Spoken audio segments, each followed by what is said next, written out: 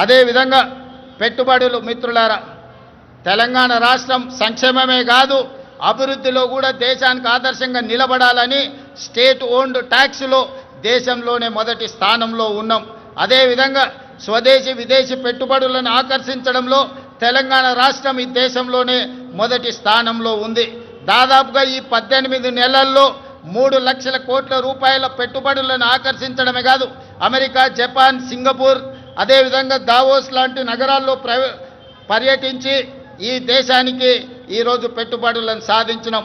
అదే కాకుండా ఈరోజు జపాన్కి సంబంధించిన మేయర్ గారు ఈ ప్రత్యేక రాష్ట్ర అవతరణ దినోత్సవంలో పాల్గొనడం ద్వారా మనకు స్ట్రాటజిక్ పార్ట్నర్గా మన తెలంగాణ, ముఖ్యంగా హైదరాబాదు నగరాన్ని పారిశుద్ధ్య రహిత నగరంగా తీర్చిదిద్దడానికి జపాన్ మనకు సహకరిస్తుంది.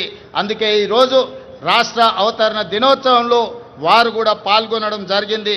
వారికి కూడా మనస్ఫూర్తిగా అభినందనలు తెలియజేస్తున్నాను తెలంగాణ ప్రజల తరఫున. అందుకే ఈరోజు తెలంగాణ రాష్ట్ర ప్రభుత్వం భవిష్యత్తు ప్రణాళికలు రచించుకోవడానికి తెలంగాణకు ఒక విజన్ డాక్యుమెంట్ తీసుకురావాలని, ఆ విజన్ డాక్యుమెంటే తెలంగాణ రైజింగ్ 2047.